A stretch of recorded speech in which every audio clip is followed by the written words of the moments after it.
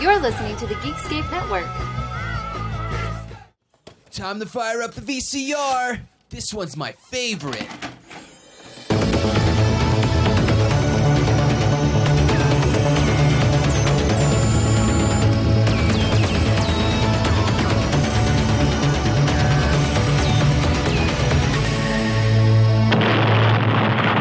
That was gold. Welcome to Analog Jones in the Temple of Film. I'm Steve. And I'm Sarah. And this is a VHS podcast that goes through the box art trailers and behind the scenes. We pretend to rent them each week. Matt's gone again. It's Sarah. Again. She's back. I'm back. This week's another one where we it wasn't randomly selected. I gave you like 5 titles and I said, pick them.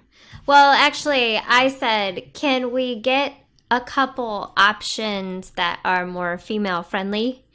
And then you gave me 5 or 6 different choices, and I chose this one. The movie you chose out of the 6 is... Girl Interrupted! In 1969, the wild ones went to Woodstock. The unlucky ones went to war. There's something happening here. But if you didn't know where you were going... You have the distinction of being the only senior not going on to college. I don't have a plan. I just don't want to end up like my mother. Susanna. They sent you to Claymore. The best place in the world for someone like you is less than a half an hour from here. Welcome to Claymore, Susanna. It's so easy to slip. I guess I'm puzzled as to why it is I have to be in a mental institution. Call me a cab. Okay, you're a cab. You chased a bottle of aspirin with a bottle of vodka. I had a headache. Go ahead, take one step and I'll jam this in my aorta. Lisa, your aorta is in your chest. Good to know. What are they? That help me sleep. Oh, I don't need them. Are we going to have a problem? Look at me. Is there something about sex which lifts your feelings of despair? Have you ever had sex? Highs and lows increasingly severe. Lisa thinks she's hot because she's a sociopath. I'm a sociopath.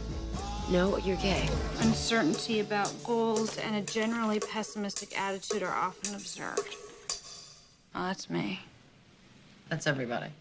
That's almost like you're about to go to a sporting event. But Yeah. that is nothing how... This movie's more like Girl Interrupted. Like, ugh. Yeah, it's a lot of interruptions and then a lot of craziness. Yeah, it does take place in a, a psychiatric hospital? Yeah, mental institution, psychiatric hospital in the 1960s. Yeah, and it's starring your girl. My favorite actors ever, Winona Ryder, especially in the 90s. She was my girl.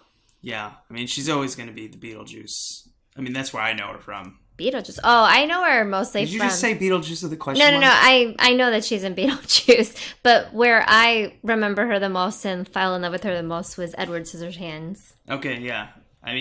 She's got so many in the 90s and even 2000s, and now she's back with Stranger Things. She's just got, so many iconic roles in, her teens, 20s, 30s, 40s. She was Jo from the 1990s Little Women 2, which just happens to be my favorite book/movie. Yeah, so, she's got everything. And she even produced this. She did, yeah. She read the book, so it's based on a memoir. And she read the book, and she thought, I really need to do this movie. Yeah, it's by Susanna Kayson's 1993 memoir. So I guess she had, Winona Ryder, after she read it, she's like, oh, I want to do this movie. I want to buy the rights to it. Someone else bought the rights to it. His name is Douglas Wick. And actually, he bought the rights to it about a week before she looked into buying the rights. Yeah. And then ended up reaching out to him, and they collaborated. Yeah. Can you imagine that? Oh, like you're talking to your agent. Okay, can you help me secure the rights to this? Like, okay, looking it up, typing it up on the computer. Those huge keyboards in the late 90s. Clack, clack, clack. No, they probably just made a phone call. Yeah, we'd like to buy the rights to this. And Susanna's like, yeah, I already sold it last week. And she was also the executive producer. Yeah, she produced it with someone on her team. I don't know if it was her agent at the time or whatever. But yeah, and then they immediately went after James Mangold, which I don't think he really wanted to do this movie at first. Not really his cup of tea. What kind of movies does he usually do? I actually don't know. Copland, Wolverine. Oh, yeah, I can't imagine he would want to do this movie. He's really, really good at telling stories, though. He just did the Ford versus Ferrari movie, too. Oh, yeah? Yeah. Oh, it kind of explains why he was hesitant at first to do the movie. Yeah. I mean, it's an all female-led cast. Very, very few supporting males throughout it. So maybe he just felt like, I don't really know if you want a guy to do this. That's what I would think right away. I'd look at it and be like, really? Me? I don't know shit. My thought is because it is based on a book, I mean, the characters were probably already very well defined throughout the memoir. And so maybe after, he read the book and figured, okay, I can do this. Maybe that's why he just decided to go for it. Yeah, I'm sure the characters were well defined, but a book doesn't always have a good movie story or a good screenplay inside of it. You have to create it, which is what happened in this movie. I guess we'll talk about it afterwards, but, just kind of like teasing there, stay for afterwards to see what happened. But I get it in one part, because if you have a good director who's good at telling stories and you have a good story, it's like goes seamless usually. Even if you have a director who's good at storytelling and you have a bad story, sometimes they can get something out of it. Yeah. I mean, I'm sure he took some of the book and like a lot of movies, they pump it up? They make the different scenarios a bit bigger than they really are. Well, yeah, they Hollywoodize it. I mean, you have to create a storyline, beginning, middle, end. I mean, some people like Quentin Tarantino can shift it all over, but very few people can do that. You have to do that because sometimes books, like memoirs especially, they're just like thoughts going like, I get almost like a diary. Yeah, that's exactly what that is. Yeah. Yeah, it is. So that's what would worry me about it after I read, reading a book like that, her memoirs, I'd be like, yeah. How the hell are we going to turn this into an actual 3-part, like 3-act movie? I don't know. It makes me think maybe if I have some extra time on my hands, which I really don't, but I wouldn't mind reading the book. I wonder if the book is just awesome. It could be. Yeah. I mean, it's much more detailed, obviously, than a movie could ever be. Yeah. But if you were walking down the aisles of the old rental store, what would attract you to this cover? Well, first of all, it is absolutely Winona Ryder's face, and I love Winona Ryder. And at that time, in, 1996? No, this came out in 99. 99. In 1999, I still loved Winona Ryder, and so I would eventually just gravitated towards this cover. Now, the Girl Interrupted part, which I think is representative by Angelina Jolie, the character Lisa, she looks a little psycho. But she looks a little psycho in almost everything she does, so it wouldn't have prevented me from picking it up. Yeah, she definitely knows her niche. Yeah. Would you have picked this one up? No. No? No. This looks like a psychological thriller. This is something more Matt would pick up. Oh, yeah? No, I would definitely pick this up. Because, to me, this looks like someone's going to be murdered. Like, when I first look at the cover, because you got the extreme close-up on Winona Ryder, and then kind of, like, Angelina Jolie's, like, looking over her shoulder. Like, there's definitely tension. So they created that. But this also has, like, the tear in the middle with, like, someone took the VHS cover and then tore the middle out where it has their names, Winona Ryder, Angelina Jolie. That was done so much in the 90s, early 2000s. Yeah, it's because Photoshop. It was an easy way to just create, something interesting. What I think is interesting is a lot of the girls that were in this movie, which they're not listed obviously on the cover, but they ended up becoming really famous and or were already really famous. Oh yeah, this is chock full of really good character actors. Mm-hmm. or just even people who started small, like Brittany Murphy. Kate Moss. Yeah, Kate Moss. Well, yeah, and Kate Moss is massive now. Yeah. There's a lot of actresses that I there's a lot of see in character actors, yeah. in a lot of movies, but I don't know their names. Yeah, that's what's fun about these, like, especially during this time period, late 90s, because now all these stars are in their 40s or 50s. Mm-hmm. So they're, like, really well established. They're veterans. Yeah, Jared Leto is in this one, too. Although he's kind of dropped off the face of the earth, but... He was Joker. That's probably what knocked him off the face of the earth. Maybe. But he was, at this time, I think this was also around the time of the Claire Danes TV sitcom series. Yeah, I know what you're talking about. I have no idea what that name is. Anyway, Daria? he was... No, it's what? Daria. That's a cartoon. The Secret Life? No, I'm just gonna start naming like the funny teenagers. thing is I love this show and I usually can remember exactly which one it is. But anyway, he was a massive heartthrob at this time. Everybody loved him. Well, yeah, he's in a band and he's an actor. I mean, he was also at this time period, because we've already done this movie, which is Urban Legends. So Jared Leto, I mean, he either does Urban Legends right after this, or he does it pretty much the same year. I can't quite remember. I mean, he was just like, this is the only time, I only remember him from Urban Legend. That's where he always started me, because I didn't watch the show that you're talking about that we can't remember. Oh, man, I love that show, though. I'm surprised I can't remember. I think it's Claire Danes and My So-Called Life. Yes. I've never watched that, so I never saw Jared Leto in that. 1995, so it's actually been a while since... It wasn't only 19 episodes? Yeah, I think I need One season, huh? I wonder where I can get that. I'd really like to watch that again. Yeah, so she was in Little Women and My So-Called Life, so you were just eating this up. And How to Make an American Quilt. No, Jared Leto was in My So-Called Life. Winona Ryder was not in My So-Called Life. Oh, no, I'm talking about Claire Danes. Oh, yeah. I loved Claire Danes, too. I wish Claire Danes was in this movie, to be honest.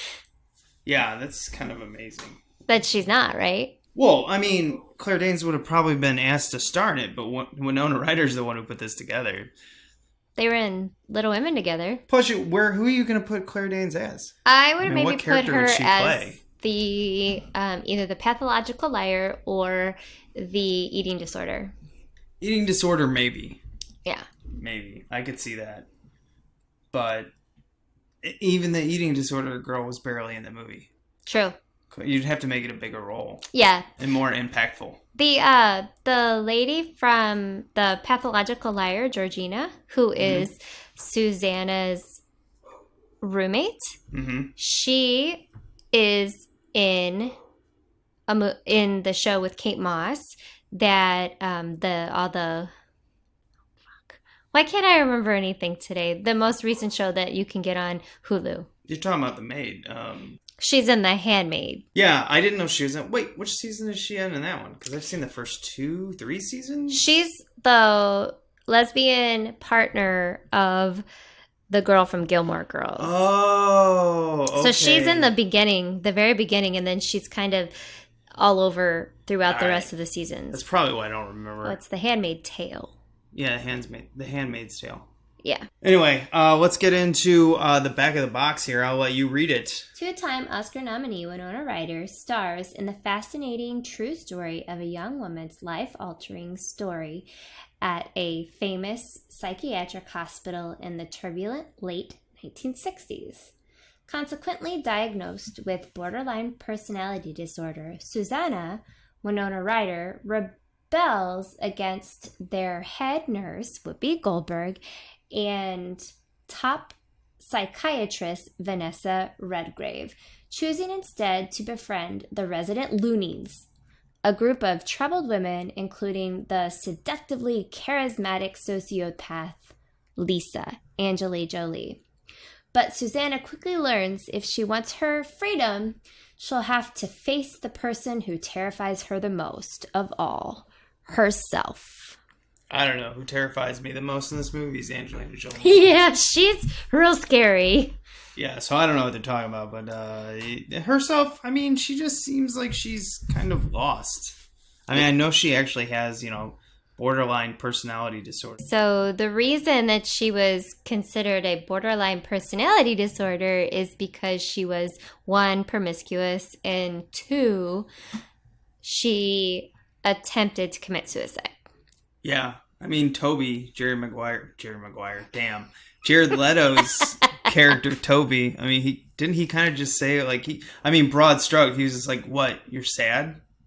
Yeah, I really think that her borderline personality disorder was just, her parents didn't understand her, and her parents didn't understand why she didn't have the ability, or why she didn't want to go to college, and why she just wanted to write. And so I think there were just a lot of reasons that they wanted to put her somewhere so that she could rest a little bit, so she could rethink her life.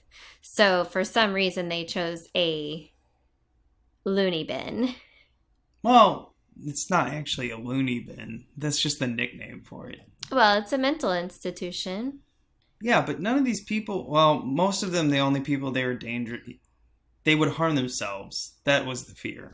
Right, but you have to think about back in the 1960s, like, they were doing, like, shock treatments to patients that weren't... And they did this to Lisa at one point. Shock patients to people who weren't following the rules or who were escaping. And so it's not like a mental institution of today where you may not see a whole bunch of, like, bad practices. But back then it was a totally different story. Yeah, but still they weren't shocking everyone who was just different. No. I mean, you had to be pretty extreme to get shock therapy in this psychiatric. And they don't even show it. No, they just put everybody in this, like, particularly undecorated, very white, like, security room or alone room. What was it? I don't know. It was just like that. That's skipping all the way to the end. No, they did it throughout many times. I thought they only got her one time at the very end. No, they put her in there twice. After didn't she try? Okay, well, anyway, let's start at the beginning of this film. She's an 18-year-old student who just graduated high school or was about to. She just graduated high school, and she was the only one in her high school that was not going to college. Yeah, and it was a huge, I mean, everyone was talking about it. Well, her dad, I think the reason, because her dad was an MIT or professor or something. So yeah, he was like part collegiate. of a white, very uppity, upper class. You know, they were having dinner parties and cocktail parties. Yeah. And mom was always dressed in the finest dresses. Yeah, like perfect hair. She's the mom from Growing Pains. Yes, yeah, yeah, exactly. And she does a great job in this. She seems, it's a small role, but she seemed like really good at playing that I'm ashamed of you. Like, what's wrong with you? Why can't you snap out of this? Right. Like, I don't even know if she actually said that at any point.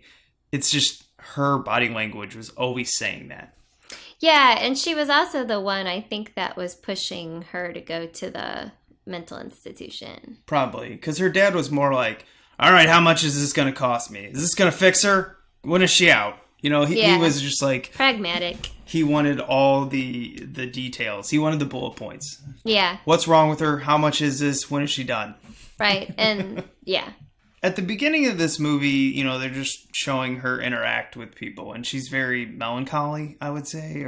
She fell asleep at her high school graduation when they called her name 3 times, and somebody had to, like, kick her chair, I think, to get her to wake up. Yeah. So she just doesn't care. She's just not a conformist. She just doesn't want to be like everybody else. Yeah, you could say she's kind of disconnected. Yeah. Yeah, falling asleep during your high school graduation is kind of amazing. Yeah, I mean, I don't remember anything about my high school graduation except that it was really long. Yeah, well, everyone's is. Yeah. Yeah, you're just like, when do I get to throw the hat and get the diploma? I want to get out of here. Yeah, so they have a dinner party too, or a Christmas party. I don't know what this was. I can't remember. But she was staring at this guy, and it was really creepy because he's clearly too old for her. And then it ends up being her English teacher.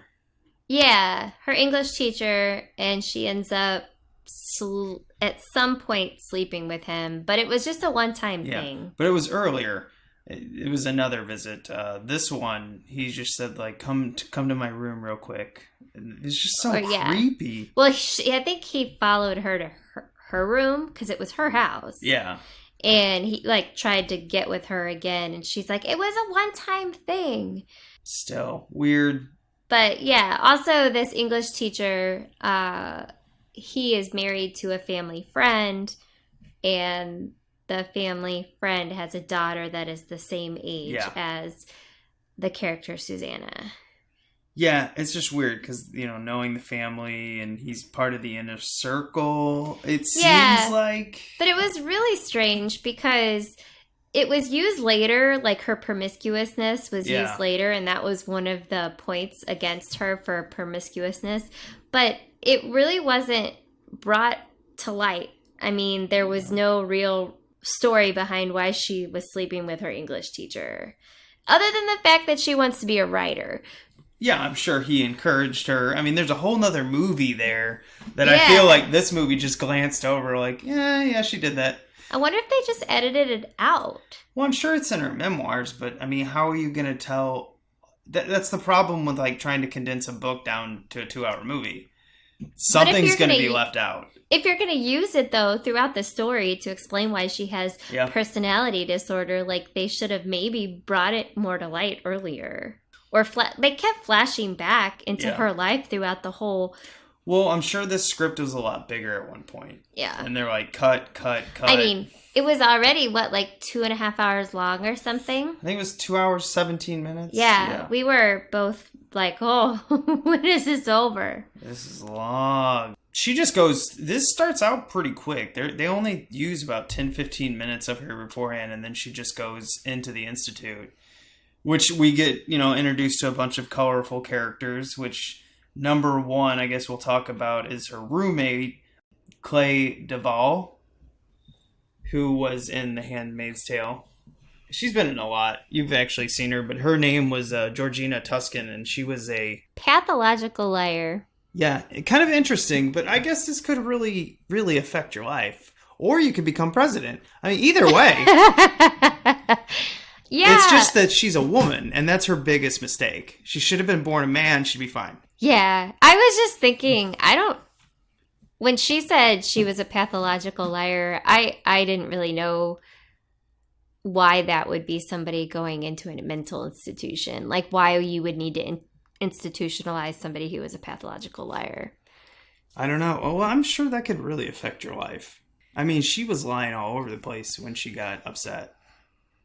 That's true, but yeah. But Didn't she seemed like a genuinely nice person, though. Yeah, at one point, didn't she say something about, my dad's the head of the CIA, I can have you killed? You know, like that kind of crazy stuff. Well, you couldn't believe anything she says, and I think it was earlier in the story that Susanna asks her about something that happens at the mental institution, and she explains a whole long story narrative around, you know, what's happening there. And then Susanna goes, what are you in for? And she goes, pathological liar. Yeah, did you realize she made up the torch story? Yeah. Going into Elizabeth Moss's character, I mean, completely made that up. And I believe that entire movie until the end. Yeah. Or until The Office. I actually might still believe that. I don't think I caught it at the end if something changed. I didn't catch it because... It's all from that perspective of that character. Oh, she had a puppy and she was allergic to her. Her parents made her get rid of it, so she covered all the spots that she had a rash on and then lit a match. You realize it's just from the lying character. But at that point in the movie, you don't really realize how bad it is. Yeah. And then when they're inside the office, I think is when you find out she was just in a house fire. Oh, I must have missed that part. I wonder if I just had glanced away when they showed that part. I mean, I didn't really believe the pathological liar story. Like, I didn't believe the dog story or anything, but I just figured she was a burn victim. Yeah, Elizabeth Moss. Now, she had to have something was because she was 16 in this movie, but she was always acting like an 8-year-old. Yeah, but they just said that she was a burn victim. I guess that puts you in a mental institution. Yeah, I know. It's later revealed Polly's file that she was a victim of a house fire. But it had to damage her somehow because Well, it probably damaged her mind. her so, mind yeah. or her perspective of herself, her self-image. Because there's at one point she stares at a picture of her old self and kind of falls That was in the falls file. apart. Yeah. Yeah, and then Brittany Murphy's character is kind of really interesting.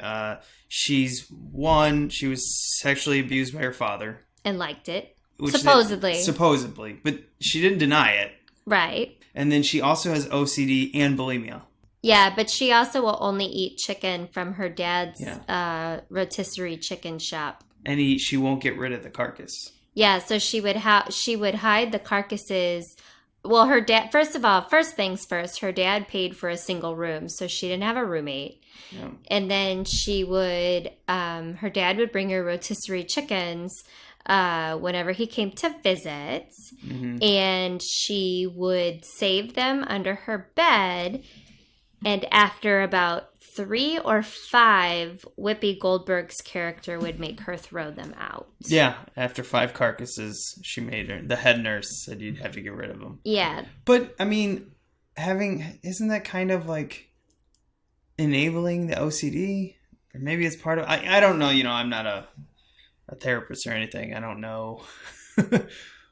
But when I saw it, I was just like, that still seems just so disgusting. Yeah, there's some weird psychological issues there that I don't think I can even... I mean, I wonder if that's a true story or if she really had to dig deep in her imagination to create that character. No, I'm pretty sure. Memoirs, why would she make up anything? Well, that could have just been Someone else could have made it on the script, but it that's seems what I like meant. Like, that could have been one piece that maybe. was... I mean, how would we ever know that one?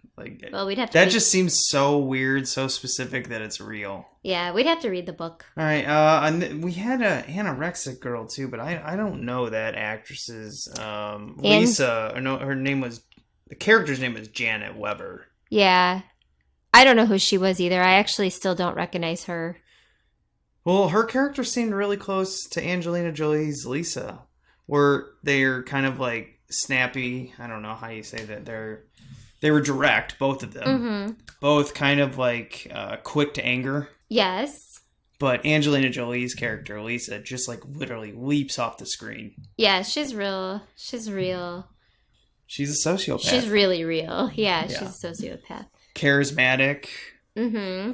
Attractive. Dangerous. In a way, I don't know if she was just like, I'm going to shoot you dangerous, but more like, I'm going to steal your wallet dangerous. Or I'm just going to mess you up. Yeah, but she only did it to people. She was more of a bully with it. Yeah, she's just one of those people that if I was in a hospital with her and she kept talking to me, I would feel incredibly tense going anywhere near her. Well, she has been in this institute, or at least institute, since she was 9 years old. And I think in this movie she was supposed to be like 18, around the same age. Mm-hmm. So that's nuts. That's a long time. Mm-hmm. She's got a lot of rings if she was a tree. she's real messed up. Yeah. But she's such an interesting character because like 1 minute, and this is part of her character obviously, like 1 minute she's so charismatic. Like she's, helping Susanna like hide a boy in her room, Toby in her room by like, Mm-hmm. I'm going to stab this pen. You get the one line from the movie. I'll stab my aorta if you get any closer. It's like, your aorta is in your heart. And she's like, good to know. She hands the pen back. Yeah, but she's so charismatic. And then another scene, she's like slapping someone for accidentally saying, like the wrong word. Yeah, but she's also like the ringleader of the whole crew. Mm-hmm. They either like her a lot or they're just so scared of her that they just do whatever she wants. Yeah, and that's pretty much, the story, there's not much to it. It's just a bunch of series of events inside the hospital. That's basically where we are 90% of the movie. Yeah, they didn't really film anywhere else. The beginning was at Susanna's house in the graduation. There were a lot of flashbacks throughout the movie of different situations, but they weren't like big, different like locations. The big event in the movie that changed everything was when they ran away. Lisa and Susanna run away. They're going to go to Florida, to Disneyland, the new Disneyland. Yeah, which if we haven't pointed out, this is a period piece in the late 60s. Yeah, which So- it was Disney World. I don't know. Is it? Well, whatever. I don't know. No, they Land- said Disneyland. I wonder if Disneyland actually they were going to call it Disneyland and then they changed it to World I don't know. at some point. But it was weird to hear when they're like, oh, you know the new Disneyland they're putting in Florida? Let's run away there. I'm going to be the Cinderella. And I was like, wait. Oh, yeah. It's the late 60s. I guess it would be. It was just weird to like hear someone say, like, you know, because Florida, Disney World's the only Disney I know about because I've never been to California's. I've never been to Euro. I've never been anywhere. I think Japan has one maybe. Like Disney World's the only Disney I know. I've been to Disney World and Disneyland, but Disney World is better. Oh, wow, fancy. Yeah. This is the part of the movie where I realized that I had seen this before. Mine was at the end. Where you realized you had seen this I was before? like, wait a minute. I remember this. It's when they went and they visit Brittany Murphy's character, Daisy. That's like, I think that part is so traumatic for both the actors in the movie and the people watching that's the moment that I was like, oh, I have seen this before. See, I think I'd only seen this movie. This is one of the few James Mangold movies where I had not seen it from start to finish. And I think I had seen it from that house scene till the end. Like maybe it was on HBO one night and I just happened to catch the tail end and be like, oh, that's fine, whatever. You know, because I probably saw, you know, Winona Ryder's face, Angelina Jolie and Brittany Murphy and just like, wait, what is this? Well, I have to say, if it had Winona Ryder in it and some of these other big name actresses, I probably saw it in the theater. Really? You think you saw this in the theater and forgot? Yeah, I mean, I worked at a movie theater for Uh-oh. 2.5, 3 years, so I saw a lot of things in the theater and have forgotten. Well, that whole scene, it definitely came roaring back because Angelina Jolie's character, Lisa, just like destroys Daisy. And it's one of the meanest, like, monologue speeches where she's just like, you know, your daddy's touching you and having You sex like with it. you. You like it. And I was like, ooh, that's so awful. They didn't release you because you're better, Daisy. They just gave up. You call this a life? Huh? Taking daddy's money, buying your dollies and your knickknacks, and eating his fucking chicken, fattening up like a prize fucking heifer. You change the scenery, but not the fucking situation, and the warden makes house calls. And everybody knows that he fucks you. What they don't know is that you like it. You like it. Shut the fuck up! But hey, man, it's cool, it's okay. It's fine, it's fucking fine. A man is a dick. Is a man is a dick, is a chicken, is a dad. Valium, speculum, whatever. Whatever. You like being Mrs. Randone. And Winona Ryder's character, Susanna, like, can't stop her. She's so intimidated. She's such a force, Lisa is. Yeah. That she's like, no, stop it, quit. Like, putting the pillow over her head type thing. Kind of like what you would do if your older brother or older sister's, you know, like, teasing you and you just don't feel like you can win. Mm-hmm. Like, you're being heard, but you're not really doing anything. Yeah, I'm very familiar with that. Yeah. So it was... That was a tough scene. And then the next morning, Susanna walks up and Daisy had killed herself. Yeah. Hung herself. Like, she was already cutting. Yeah. Before, but yeah, she had hung herself. I can't imagine that Lisa's monologue about all the awful things was the only reason she killed herself. I'm guessing maybe she was probably going to do it anytime soon anyway. But yeah. I just took it as the, like, straw that broke the camel's back. Yeah. So, yeah. Because she had mentioned, she's just like, you know, when you're dragging that blade across your skin and always praying to yourself, please give me the power to push down. Mm-hmm. I was just like, yeah, she wants to flirt with it, but just that night, she hit the right button and boom. Yeah, that was really sad. And also Brittany Murphy, of course, no longer is alive. So that was also really sad to see that character die. Yeah, Yeah, I kind of wasn't even going to touch on that because I was like, oh, I don't want to talk about that. But yeah, that sucks. I don't remember quite if she was an overdose or if it was suicide. I don't know what. It was an overdose. It was an overdose? I think it was an overdose, yeah. Yeah. Especially when we're dealing with COVID-19, I'm like, oh, more depressing stuff. Like, about halfway through this movie, I was just like, maybe we shouldn't have picked this. Yeah, we were both sitting on the couch thinking, maybe this wasn't the best idea for a Sunday night. Oops. Yeah. I mean, but it was a really interesting story. Do I think this was a really great movie? No. Do I think it had it had one great performance and a lot of good ones? Yes. I mean, I thought every character was really well portrayed, except for the pathological liar. I mean, I don't know. I feel like that's not something that needs to be in a mental institution.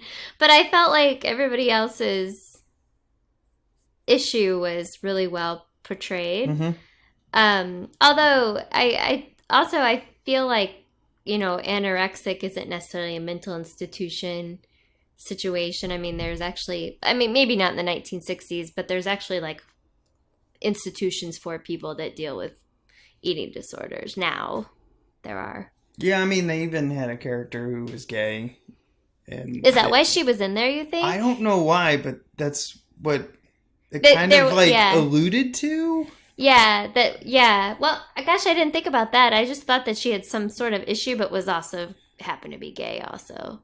Well, to me, I was wondering if this was all like upper class white families. That's exactly what it was. Who had money, and if anything was slightly off, whether it be, okay, bulimia, OCD, and your father molesting you. Okay, she got a lot of issues, all right? But like the anorexic, it was just like, oh, I could see the father and mother being like, there's something wrong with her. Look at her. She won't eat. So let's just shove her in here. I mean, the truth about anorexia, though, is that it is very deadly if you don't take care of yourself. So they probably felt out of control and needed to put her somewhere. And there were no other options in the 60s for this type of stuff. Yeah, so you just pay money and watch my kid and try to fix her. Mm-hmm. That's what I assume people back then would think. I mean, I don't know how respected mental health was by society at large in the late 1960s. I mean, it's just now becoming less of a stigma, and we're in 2020, so.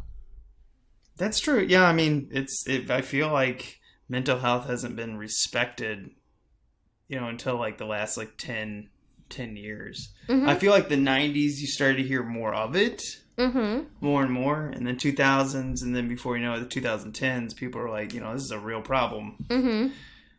But then the internet, and that for me, that changed everything, because that's when everything was introduced, and it was just and social media, which just smashed it in your face. Mm-hmm. But now there's companies like CVS that are pairing with mental health organizations as part of their fundraising. Usually you just see animals or Red Cross, but now you're seeing the mental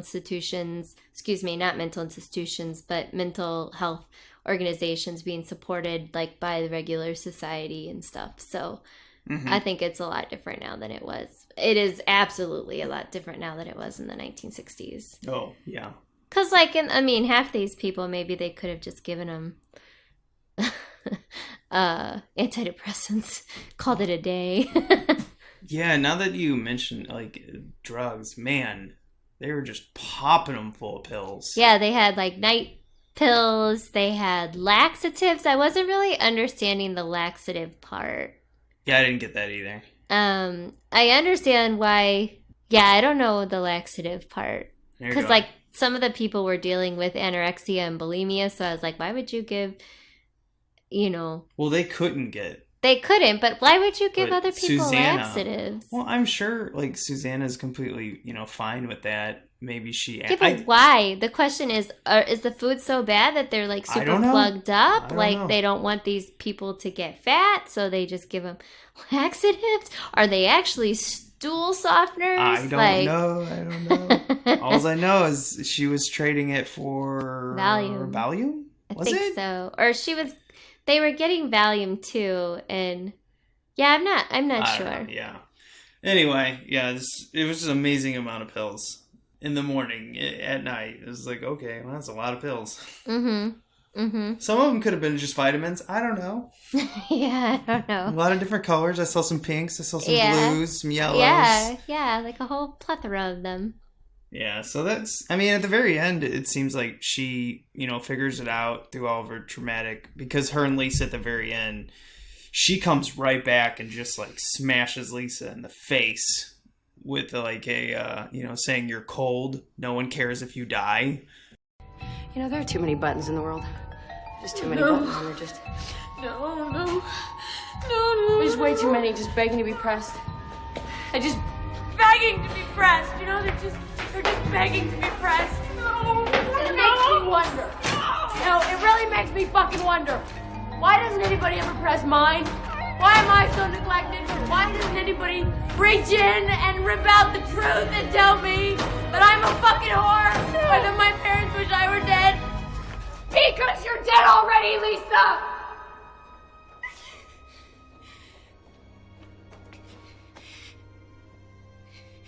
No one cares if you die, Lisa. Because you're dead already. I was like, damn, Susanna. So at the end, truth bombs. Boom! We should explain that that Lisa steals Susanna's diary and starts reading all of the different entries. And of course, Susanna's a writer, so she's observing and writing about her friends and all the situations happening around her. And so she writes all these truths, actually. I would say they're truths about the people, all these different girls that are in this I think they're just institution. unfiltered thoughts. They're unfiltered thoughts, but I mean, I don't know. She seems like a very intuitive person, in my opinion, and that a lot of what she was writing was very truthful. Because I don't think that she was actually insane. Like, I don't think this borderline personality disorder, in her case, it's a real disorder, but I don't think it was really happening to her. I don't know. It's just Whoopi Goldberg didn't think so either. No, everybody was, and even one of the orderlies like had a crush on her, and they made out at one point. And obviously she wasn't like crazy, or else like they wouldn't have let Jared Leto come into her room and make out with her. Like I feel like this institute was really easy to escape. Yeah, and I feel like, honestly, I feel like rich parents just paid to put their kids there. Yeah. I mean... because they didn't want to deal with them. Well, I think some of them seemed like they had, they needed help. And then others were just like, eh. But, they didn't really show any type of, like, counseling. No, except for with Winona Ryder's character, she got in really good with like the head psychologist. No, they were more focusing on like this ragtag group getting through their venture, so to speak. And then you also had the focus on Lisa and Susanna running away, being friends that aren't friends that still are friends. I don't know. That was a tough one because they went back and forth. Because at one point, it seemed like Susanna and Lisa were going to become best friends. And then they kind of, after the runaway, kind of split and had a huge disagreement. But it came back together so quickly at the end because she's like, you are going to get out of here. And when you do, Lisa, you're going to come visit me. Because like, Lisa wanted to kill herself. And then it was kind of like, at the end of the day, it seems like everyone, at least, Susanna is going to make it out all right. Lisa...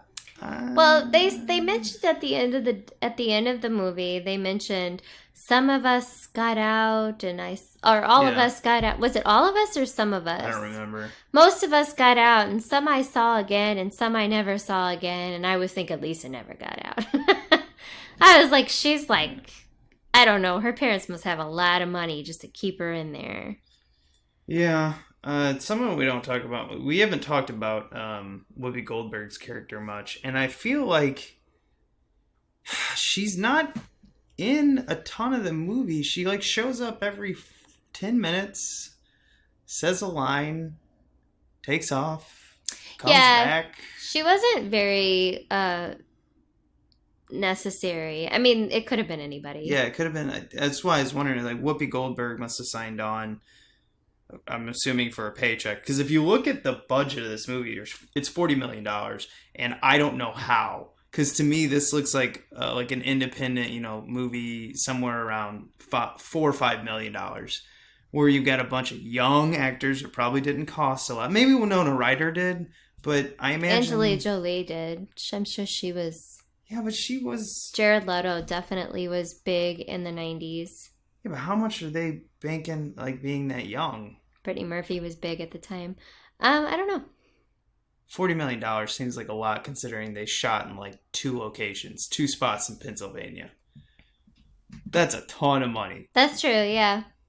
So, I don't know. I don't know what all that money was spent for, because even if you say all the actors, all those young actors, even if you paid all of them, like upwards of $12 million, spread them.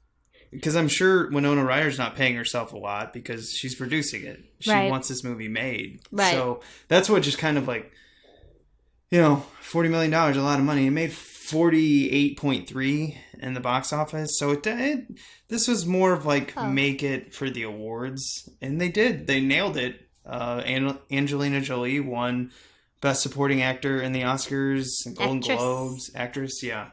And Oscars, Golden Globes, MTV Movie Awards, I think. Also, yeah. I wonder how much of that character was really just her, though. That's the part that's scary. Well, because it's interesting if you go behind the scenes, the writer, Susanna, what was her last name? Kaysen. She didn't like the movie. No, she said it didn't portray her memoir very well. And I could see that. I'm sure, you've got 3 writers on this. Mm-hmm. I'm sure that this was written by 2. This is my guess. I'm sure the first 2 people wrote the screenplay. And then James Mangold, being the director, did his... run off of it, looking at it, making notes and changes and certain things like that. And then, so before you know it, when you have 3 writers from a book to a screenplay, yeah, it's going to change. Yeah. And apparently the whole running away with Lisa and Daisy committing suicide, I think that was all made up. Yeah, I bet it was. I mean, Daisy might have eventually committed suicide anyway, but yeah. I don't know if I don't know if that part was true. It seemed a little... No, but you needed, you needed a climax in the movie. You needed a pick-me-up, because at that point, before that... If you're about to say the suicide scene is the pick-me-up... we needed something, though, because this was about right before they, left the Institute. You were playing on your phone. You were looking at your videos. You were really... This movie dragged. Yeah, you were really disconnected, and I was surprisingly wide awake still. And I looked over to you, and I think you said, "Oh, when is this going to be over?" And then it got better. It did. The last 25, 30 minutes really picked up. But yeah, the second act of this movie drags hard. Yeah, I mean, I wonder if it's... I found it very interesting, and I wonder if it maybe because I'm a female. I don't know if this is definitely more of a female audience type of movie. No, I don't think it is. I just think they went too far in telling a complex story. It's just some of it should have been chopped. Yeah, I don't the part where they went into the bottom of the Institute and found a bowling alley. Yeah, some of that. How about we just have them sneak right into the office to get their files? Do we really need to see them playing? And because I felt like the group was already united. They united at the ice cream shop. Mm-hmm. Mm-hmm. And so I was like, yeah, I got it. They're a ragtag group. We get it. Seen this a lot of times in these movies. Let's go. Talking about the ice cream shop, I thought it was really funny that they decided to take a whole bunch of girls from a mental institution to an ice cream shop in town where, maybe most of them are from. I don't know. Because Susanna there, that's when she runs into the wife of the English teacher with whom she slept with earlier in the movie. Yeah. bad luck there. Yeah, but I was like, oh my gosh, I would have never agreed to go to the ice cream shop with a whole bunch of my mental institute friends if it was in my hometown. Yeah, I think she was quite a bit. I don't know how far. She was probably only like half an hour away from her hometown. Yeah, and but then they probably had to travel into that home. Yeah, you're right. Yeah. They walked. They walked? They walked. Oh, well, I don't know. Yeah. I mean, I wonder if that was true at all. You really should read that book so you can tell me if it's true or not, because I don't want to read it. I don't know if I can get through it again, but maybe I will. Maybe I'll try to read it. Yeah, so that's all I really have to say about the story of the whole thing. This is one of the few movies where of James Mangold, I kind of just, I don't know if I'll rewatch this. Oh, I'll never watch it again. Oh, wow, really? Well, I mean, it's too long. I can't watch it again. I mean, this was literally the second time I'd seen it. I realized that later. So I think I've done my time with it. I might consider reading the book, though, because I'd be really interested to find out, like, how descriptive and detailed the book is. Like, maybe there's a bit more to these characters that weren't portrayed in the movies.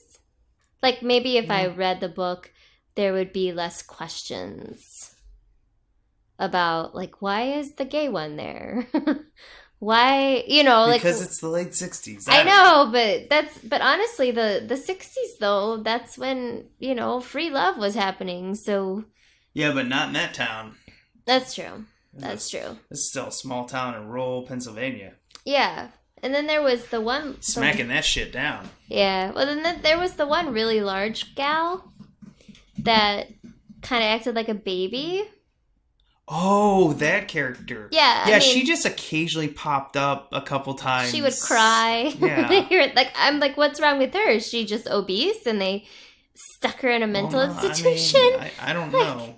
What kind of shit is this? I don't know. Like, because they don't have time to go into all that. And, like, to me, like, if you don't have time to go into that, which they didn't, they've already spent too much, you skip over it. Don't even put it in the movie. Yeah. Cut those scenes. But I'm starting to think, like, does Girl Interrupted mean something totally different? Is it just a way to show that, like, society interrupted, the critical thinking of women, or the psychological disorders in women? Like, all this movie was more of like a political piece of some sort than just about a whole bunch of girls in mental institutions. I don't know. Like, I started to think, why Girl Interrupted? What could it mean outside of what we know? I think it's open-ended, so you can kind of make your own interpretation. And mine was, it interrupted her life for about a year.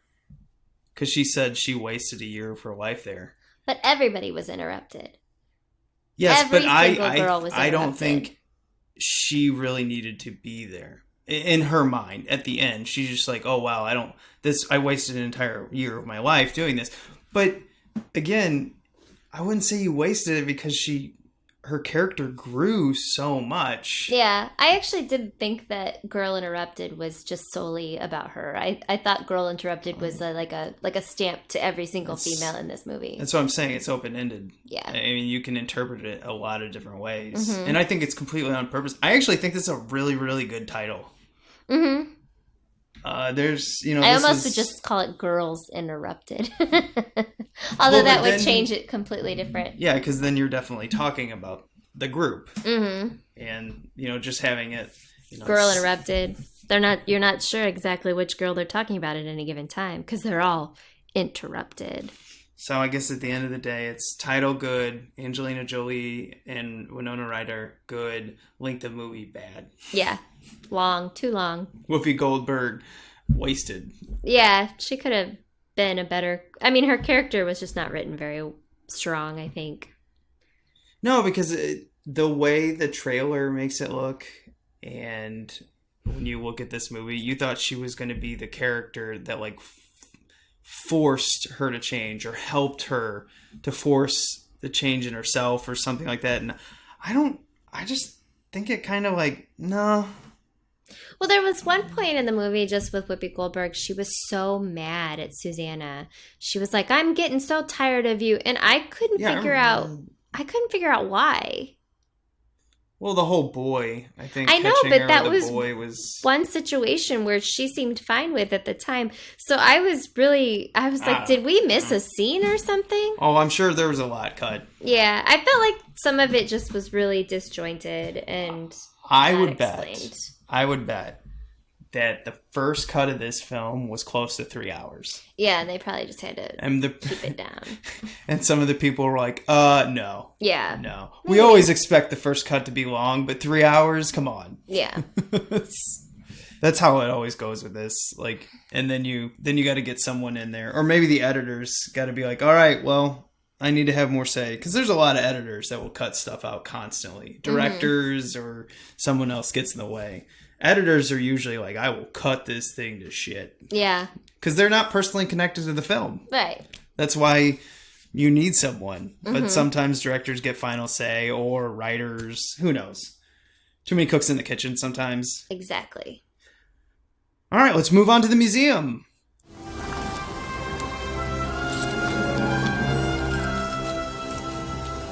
This is the second time I've had to reclaim my property from you. That belongs in a museum. So do you. This is the part of the show where we go out in the film jungle like Indy. We come back. Good, bad. What are we putting in the museum? I'm going to put that cat, Ruby. The cat? I think that was the part of the movie that I really enjoyed when they allowed them to keep a cat in the mental institution. I really liked that. Part of me wants to put Jared Leto's beard in there. But You really had a lot to say about that. He has a nice beard. But didn't you say it was fake? It was a little bit, yeah. I think on the top sides here, but I was like, that's fine. Yeah. So he's a pretty boy with a nice beard. Thank God some of it's fake. Yeah, so here's basically what happened is I'm watching Jared Leto, who's I think at the time was very attractive, and I'm trying to pay attention to the scene, and Steven's sitting about 6 feet away from me on the edge of the couch saying, I think that's fake. I think that's fake. And I'm trying to pay attention to the scene, but Steven's like, I think that's fake. Like, some of it has to be fake. He was having a whole conversation with himself about Jared Leto's beard. It definitely was filled in. And I was just thinking to myself, who cares?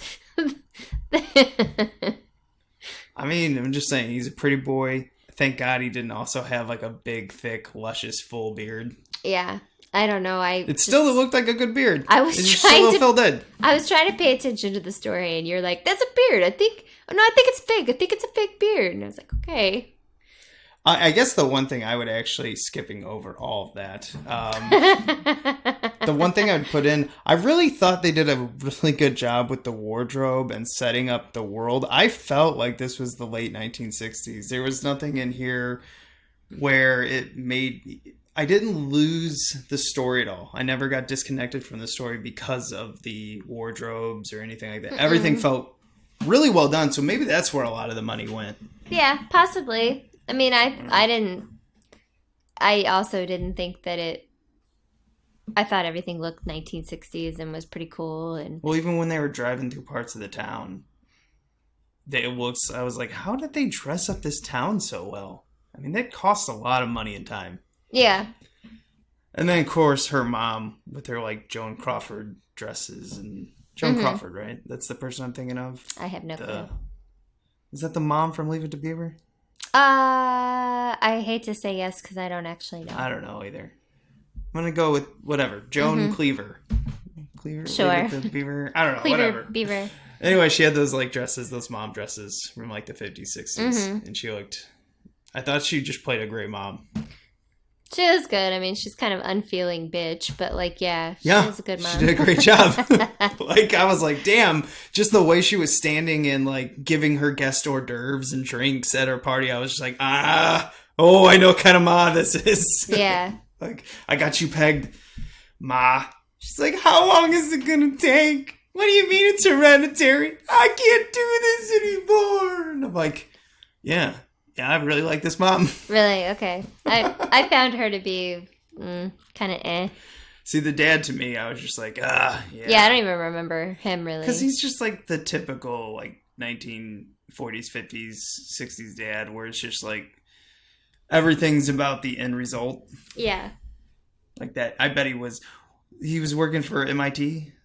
I don't know if it was MIT, but it was a prestigious university. Yeah, whatever. So he's probably mathematics, I'm assuming. I don't know.